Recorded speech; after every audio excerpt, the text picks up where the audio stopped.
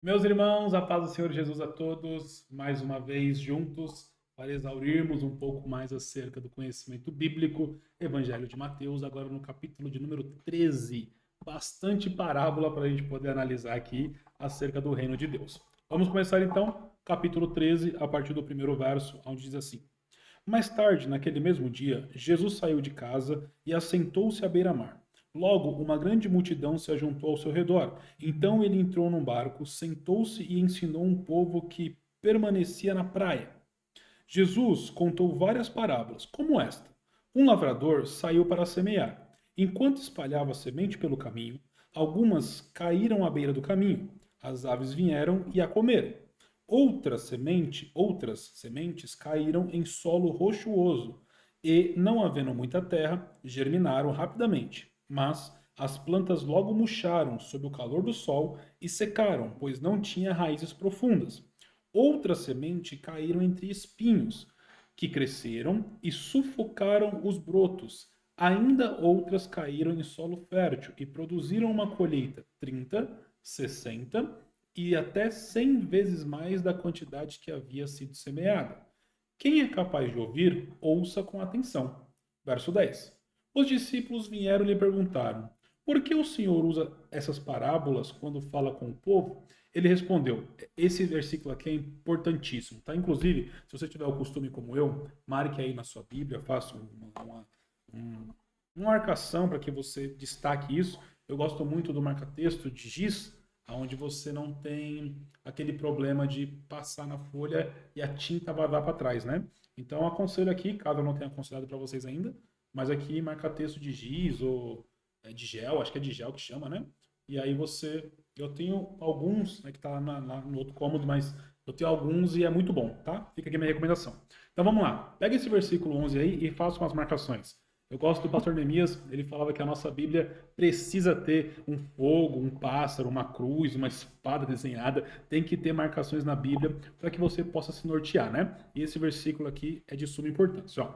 Ele respondeu: A vocês é permitido entender os segredos do reino do céu, mas a outros não.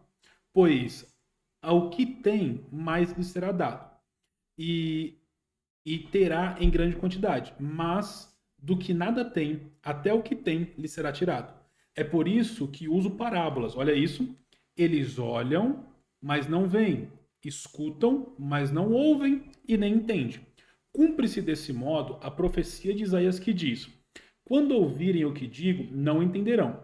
Quando virem o que faço, não compreenderão. Pois o coração deste povo está endurecido. Ouvem com dificuldades e têm os olhos fechados, de modo que seus olhos não veem e seus ouvidos não ouvem, e seu coração não entende, e não se voltam para mim, nem permitem que eu os cure.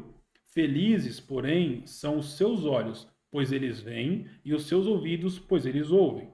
Eu lhes digo a verdade: muitos profetas e justos desejaram ver o que vocês têm visto e ouvir o que vocês têm ouvido, mas não puderam. Agora, ouçam a explicação da parábola sobre o lavador que saiu para semear. As sementes que caíram à beira do caminho representam os que ouvem a mensagem sobre o reino e não entendem. Então o maligno vem e arranca a semente que foi lançada em seu coração. As que caíram no solo rochoso representa aqueles que ouvem a mensagem e sem demora a recebem com alegria. Contudo, uma vez que não têm raízes profundas, não duram muito. Assim, que enfrentam problemas ou são perseguidos por causa da mensagem, cedo desanimam. As que caem entre espinhos representam outros que ouvem a mensagem, mas logo ela é sufocada pela preocupação desta vida e pela sedução da riqueza, de modo que não produzem fruto. E as que caíram em solo fértil representam os que ouvem e entendem a mensagem e produzem uma colheita 30, 60 e até 100 vezes mais da quantidade semeada. Vamos pensar um pouquinho por aqui e a gente vai continuando, tá? Eu gosto de seguir com vocês. Essa Bíblia que eu estou usando novamente é a Filamente, tá? Então você tem a versão NVT e ela tem as suas segmentações que eu acho que você não vai conseguir ler por causa da distância, né? Mas aí tem as suas epígrafes. E aí eu estou lendo com vocês epígrafe por epígrafe, tá? Isso faz com que a aula fique mais fluida e a gente consiga segmentar o capítulo que nós estamos lendo. Então vamos pensar aqui até o capítulo 13, perdão, até o versículo 23, né? Olha que coisa interessante. Jesus ele vai ensinar os discípulos e aí ele começa a falar a parábola do semeador, que é de conhecimento, acredito eu, de todos nós, ou da grande maioria que nos ouve aqui agora. E o que, que acontece com isso? Ele começa a explicar ou a ensinar essas parábolas e os discípulos começam a ouvir e não compreendem. Pelo menos não entendem por completo. Quando ele encerra a parábola, os discípulos chegam até ele e perguntam por que, que o Senhor fala por parábolas quando vai falar a nós? E ele começa a explicar o versículo 11, que eu pedi para vocês marcarem, até o versículo 13. Olha que interessante. E ele respondeu: a vocês é permitido entender os segredos do reino do céu. Isso é muito interessante porque quando nós paramos para entender, Jesus ele não prega por parábola, como muitos dizem, para facilitar o entendimento. Ele prega por parábolas justamente para dificultar o entendimento. Por quê? Quando ele está pregando por parábola, ele está dizendo o seguinte, ó, a vocês que me ouvem agora, que andam comigo, que são os discípulos, a vocês é dado o poder ou é permitido entender os segredos ou os mistérios do reino dos céus. Mas a outros não. Então, quando ele fala por parábola, ele está dificultando a compreensão para que somente aqueles que têm, que lhe é permitido, melhor dizendo, para somente aqueles que lhe é permitido entender os segredos do reino, compreendam a mensagem que ele está pregando. Para quê? Para que se cumpra a profecia de Isaías. Lembra que nós já tratamos aqui que Jesus veio para cumprir a profecia? Inclusive, na última aula, falamos sobre as três vozes, né? Pelo menos citamos ali as três vozes que anunciam Jesus. Então, eu preciso entender isso, tá? Deixa eu posicionar melhor aqui. Eu preciso entender este ponto para que nós possamos segmentar aquilo que Cristo ensina. A verbalização das parábolas de Jesus não é para a compreensão de todos. Pelo contrário, é para alguns.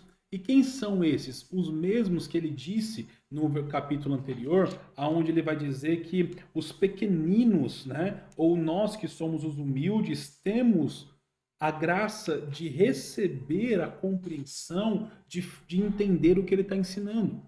Então, toda vez que você lê uma parábola na Bíblia, preste atenção no seu contexto, porque Jesus ele está ensinando por parábolas, não para que todos entendam, mas sim para que aqueles que podem entender, entendam. Isso é muito interessante para a gente, porque facilita a nossa compreensão que, às vezes, Jesus vai nos colocar em alguns públicos com algumas mensagens que não é para todo público, é para alguns específico naquele ambiente. É claro que nós, como pregadores, precisamos nos esforçar para transmitir uma mensagem que alcance a todos, mas não significa que nessa mensagem não haverá momentos que Deus te utilize ou se utilize de você para que alcance alguns específicos. Isso acontece com as parábolas. Olha o verso 13, por exemplo. É por isso que eu uso parábolas. Eles olham, mas não veem. Escutam, mas não ouvem e não entendem. E aí ele vai dizer, né? Para que se cumpra a profecia de Isaías que diz: quando ouvirem o que digo, não entenderão. E assim ele segue. Então perceba. É importante entender que as parábolas de Jesus ela tem um propósito muito mais profundo do que facilitar a compreensão. As parábolas de Jesus, na verdade, é para poder distinguir quem está com o coração aberto para entender e quem está com o coração fechado para não recebê-lo. Quer ver? Olha o versículo 14 conosco. Cumpre-se, desse modo, a profecia de Isaías que diz: quando ouvirem o que digo, não entenderão. Quando virem o que faço, não compreenderão, pois o coração deste povo está endurecido. Ouvem com dificuldade e têm os olhos fechados, de modo que os seus olhos não veem, seus ouvidos não ouvem, seu coração não entende, e não se volta para mim, nem permite que eu os cure. Olha que loucura! Jesus está dizendo que ele prega por parábolas justamente para revelar que alguns estão com o coração endurecido, com os olhos fechados, com os ouvidos tampados, e eles não permitem que Jesus os cure. Então você percebe que é possível eu resistir à ação da palavra e à ação de Jesus sobre a minha vida se eu não quiser aceitá-lo. Ah, isso é maravilhoso, tá? Isso é muito lindo, isso é muito lindo, isso é maravilhoso. Então eu preciso entender que as parábolas de Jesus, ela vem com a intenção de distinguir o público, quem está pronto e com o coração aberto para ouvir e recebê-lo, e quem está com o coração endurecido, os ouvidos fechados, os olhos fechados, ouvidos tampados, e não quer deixar Jesus curar. A parábola é para isso. E aí ele vem explicando a parábola em si. Eu não vou me aprofundar nas parábolas, porque a gente gastaria uma aula, pelo menos, para cada parábola aqui, tá? Mas a gente vai dar uma pincelada. Então, a parábola do semeador, a gente entende como já foi explicada por ele mesmo, né? Cada uma das sementes que caem em cada terra tipifica um crente que recebe a palavra. Então, aquele que cai na beira do caminho, as aves roubam, é aquele que nem recebeu a palavra. Aquele que cai em terreno pedregoso é aquele que não tem raiz suficiente. O que cai em terrenos espinhosos é aquele que absorve, cresce rápido, mais rápido morre também. E aí tem aquele que cai em terra boa. E o que cai em terra boa é aquele que recebe a palavra, deixa germinar, cria raiz, cresce, frutifica e frutifica bem. E não só bem, mas ele frutifica alguns a 30, outros a 60 e outros a 100 por um. Isso é interessante, né? Aqui a gente poderia absorver várias lições, tá? Nessa parábola você consegue falar sobre o coração do homem que recebe o evangelho. Nessa parábola você consegue falar sobre o semeador que saiu para semear e ele vai semeando independente do terreno. Ele semeia justamente porque ele entende que a função dele é liberar a semente, não é escolher o terreno. Né? E você tem aqui a possibilidade também de trabalhar sobre dízimos e ofertas nesse contexto, tá? E aí você consegue trabalhar de diversas formas, eu não vou me aprofundar, porque realmente gastaríamos muito tempo para exaurir cada assunto. Mas algo importante também para se ressaltar é o versículo 23, né? E as que caíram em solo fértil representam o que houve e entendem a mensagem e produzem uma colheita 30, 60 e até 100 vezes maior do que a quantidade semeada. Você consegue imaginar que uma semente produz mais 30, ou mais 60, ou até mais 100? E não é produzir 100 sementes, ela produz 100 frutos, ok? Isso aqui é colheita, ó. E produzem uma colheita de 30, 60 e até 100 vezes maior que a quantidade semeada. É interessante porque ele vem 30, ele vem 60 e ele não vem para 90, né? Ele vem para 100. E aí você pode aplicar aqui, que não vai ter tempo da gente falar sobre isso aqui, mas você pode aplicar 30, 60 e 90, 30, 60 e 100, entendendo a distinção que quando ele dá o 100, ele já está calculando o dízimo. Por isso que é 30, é 60 e não é 90, é 100. Ele já dá o 100 porque a colheita do 100, 10% é dele. Mas ele te entrega na confiança de que você devolve. Porque a intenção de Deus é que nós alcancemos a máxima do que o terreno pode devolver. Então, se aquele terreno aguenta devolver 30, devolverá 30. Se aguenta devolver 60, devolverá 60. Se aguenta devolver 100, busque o 100. Um terreno que pode produzir 100, se você produz 30, você não está absorvendo ou usufruindo da totalidade do que o terreno pode te entregar. Perceba que o texto vai dizer que caiu em solo fértil, representam os que ouvem e entendem a mensagem e produzem uma colheita. O que produz a colheita não é a semente, o que produz a colheita é o solo. Porque a semente que cai no pedregoso, a semente que cai na beira do caminho, a semente que cai entre espinhos e a semente que cai na terra fértil é a mesma semente. Então o que muda aqui não é a semente, é a terra. A semente lançada é a mesma. O que vai devolver a colheita é a terra. Então, se a terra sou eu e a semente é a mensagem do evangelho, a colheita que eu devolvo representa a terra que sou e não a semente que recebi. E aí você tem uma grande distinção para onde você pode direcionar isso aqui. E eu não vou me ater a esses detalhes agora, tá bom? Mas é uma parábola riquíssima, riquíssima, para que nós possamos absorver muitas e muitas coisas acerca do reino de Deus. Amém?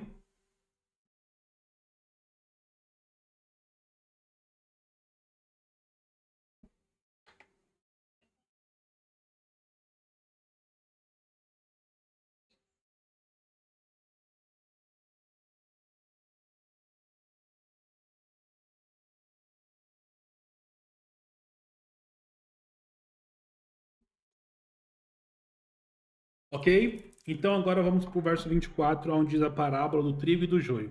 Tem bastante parábola, né? Então, novamente, não vou me ater em exaurir realmente assim a fundo as parábolas, até porque a gente vai lançar um material também só falando sobre as parábolas de Jesus em um outro momento, tá? Isso vai enriquecer também muito a questão do seu ensino, do seu estudo, enfim, tá bom? Verso 24. Esta foi a parábola de Jesus que Jesus contou. O reino dos céus é como um agricultor que semeou boa semente em seu campo. Enquanto os servos dormiam, seu inimigo veio, semeou o joio no meio do trigo e foi embora.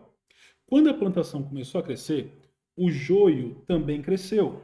Os servos do agricultor vieram e disseram: O campo em que o Senhor semeou boa semente está cheio de joio. De onde ele veio? O inimigo fez isso, respondeu o agricultor. Devemos arrancar o joio? Perguntou os servos. Não, respondeu ele. Se tirar o joio, pode acontecer de arrancar também o trigo. Deixe os dois crescer junto, até a colheita. Então direi aos ceifeiros que separem o joio e amarrem no feixe e queimem-no, e depois guardem o trigo no celeiro. Tá? Então aqui você tem muitas aplicações, você tem muitas vertentes também, né? A mais objetiva, vamos seguir pela mais objetiva aqui. O que Jesus está falando é que a semente boa foi lançada em terra boa, e essa semente boa lançada em terra boa vai produzir um bom trigo. Esse trigo ele está fazendo associação a todo crente em Deus, a todo fiel a Deus é um trigo.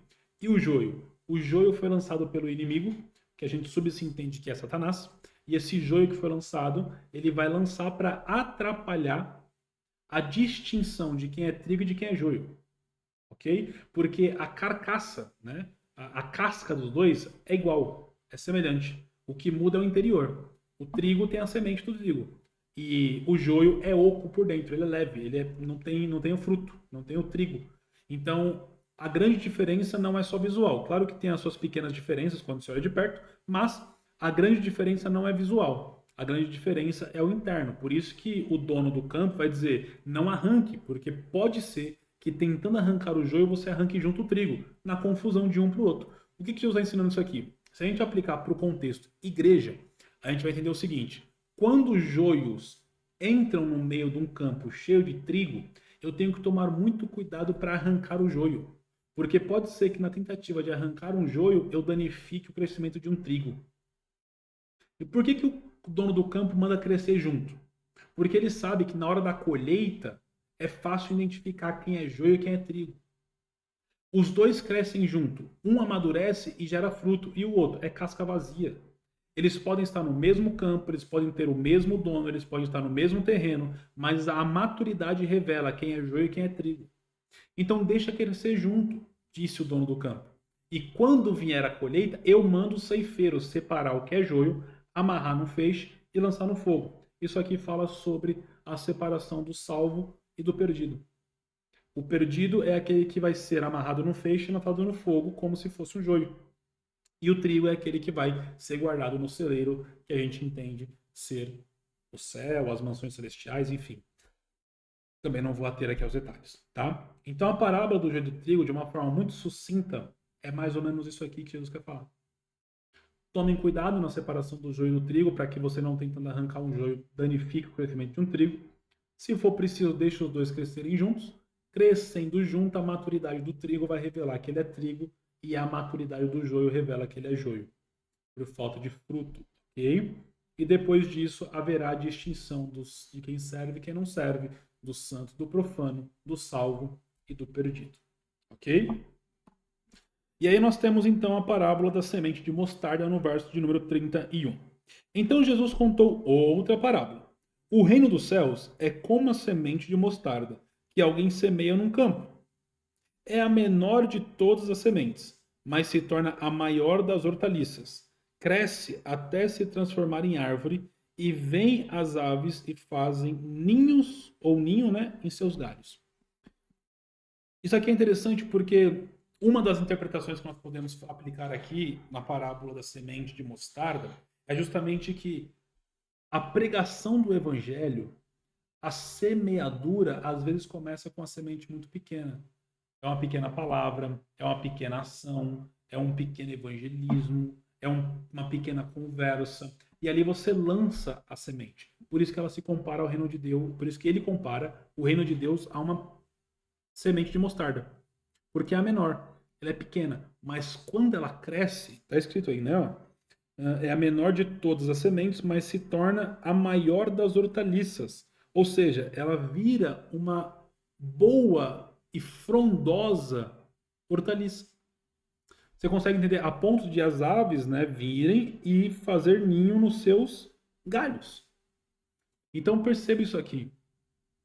O que Jesus está ensinando de uma forma muito sucinta novamente é justamente para que nós entendamos que o reino de Deus ele não precisa começar a ser disseminado com grandes eventos e grandes feitos. Ele pode ser começado de uma forma simplista, numa conversa, num diálogo, num bate-papo, numa pregação, onde você semeia a palavra. E por mais que ela pareça pequena, se ela cair em terra boa, ela germina, ela cresce, ela frutifica, a ponto de se tornar galho para pássaros fazerem moradas nela. Tá?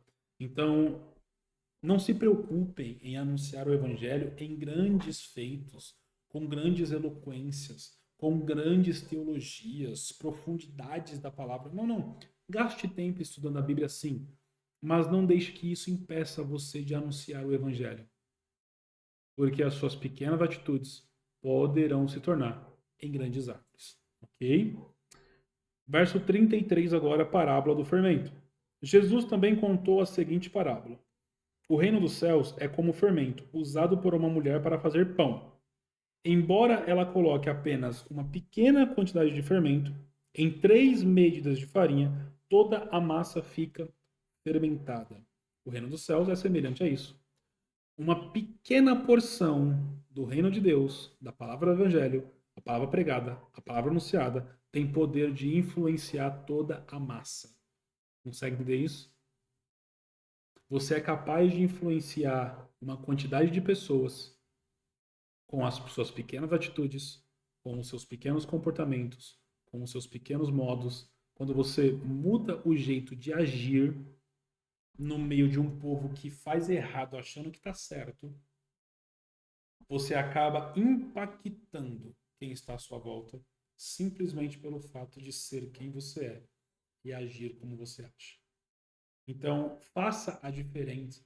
Seja o fermento no meio dessas massas, ok? Nesse contexto, tá bom? Porque lá na frente ele vai falar sobre o fermento dos fariseus, né? Mas nesse contexto aqui, ele está associando o reino dos céus ao fermento, que tem poder de transformar a questão de toda a massa que ficará fermentada, ok? Verso agora 34, e aí muda um pouco essa questão, né? As parábolas cumprem uma profecia. Jesus sempre usava histórias e comparações como essas quando falava às multidões. Na verdade, nunca lhe faltava, ou melhor, nunca lhes falava sem usar parábola. Cumpriu-se desse modo o que foi dito por meio do profeta. Eu lhes falarei por parábola, explicarei coisas escondidas deste mundo, desde a criação do mundo. Olha que fenomenal. Essa é uma profecia, ok?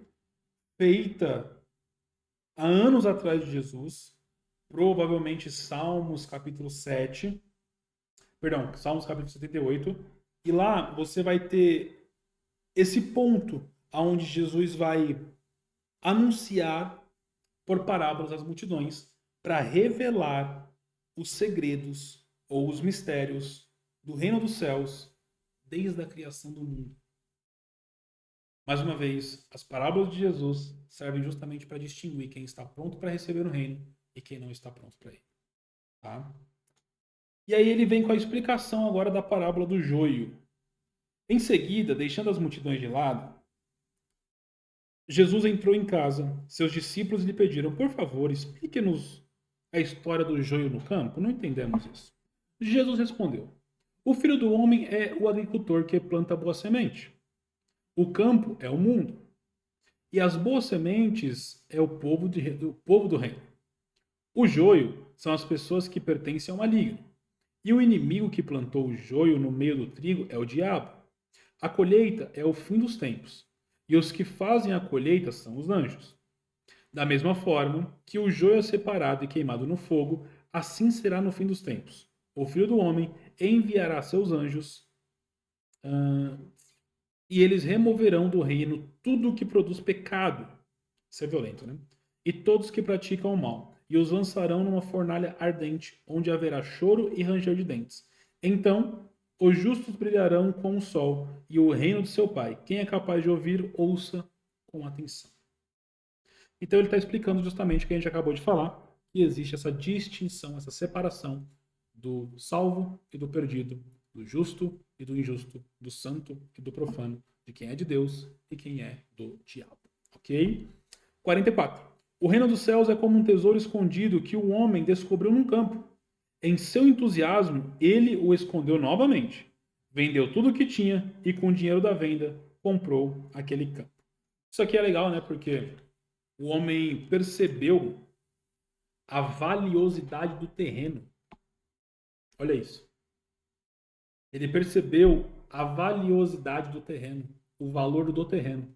Ele esconde o tesouro que ele achou, ele vende tudo que ele tem e ele compra o terreno na expectativa de achar mais tesouros. A Bíblia não diz se ele achou ou não.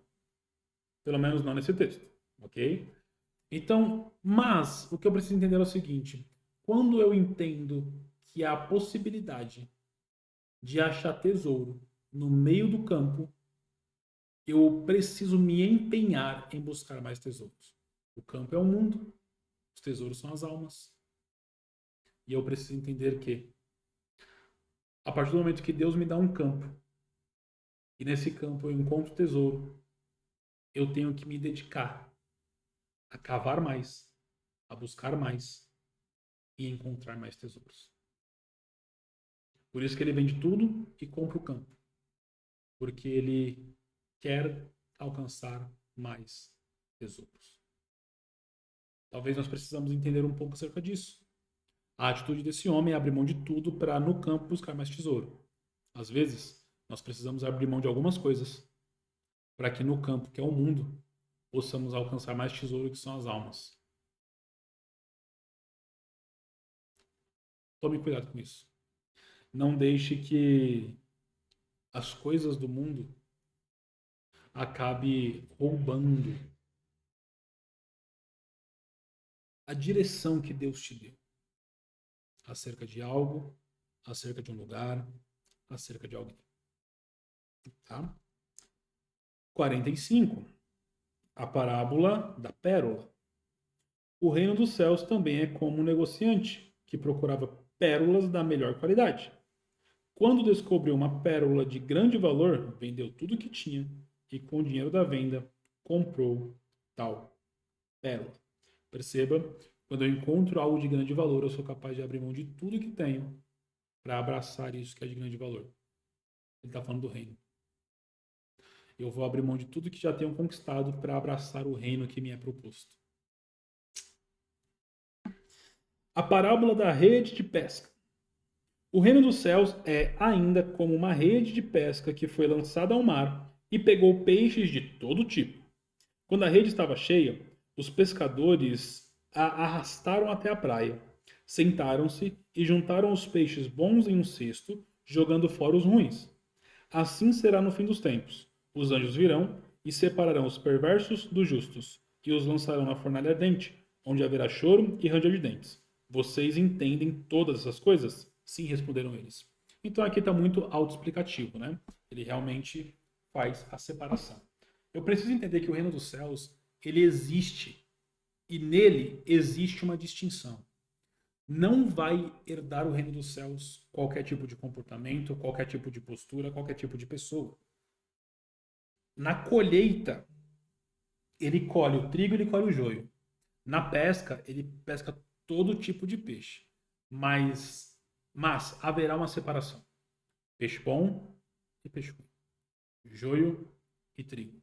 Santo e profano. E se eu não entender isso, eu levo a vida à lavonté, achando que qualquer coisa que eu fizer não vai impactar no reino de Deus e na minha ida para lá. Mas vai. Se os seus comportamentos não forem coincidentes com o que a Bíblia pede, com o que Deus pede, você corre um grande risco de não chegar no reino dos céus. Tome cuidado. Como disse Paulo a Timóteo, escapa-te por tua vida. Valoriza o dom que há em ti, porque Jesus voltará. E a volta dele fará separação dos que servem e dos que não servem.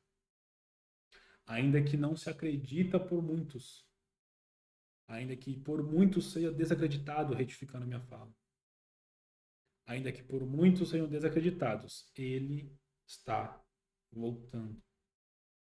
Nunca houve tanto princípio de sinais como existe no nosso tempo. Ele está voltando. Já já, daqui a pouco, a gente vai ver esse céu rasgado e ele descer com alarido e trombeta. E aquele que o espera grita Maranata. Ora vem, Senhor Jesus. Aleluia. Verso 52.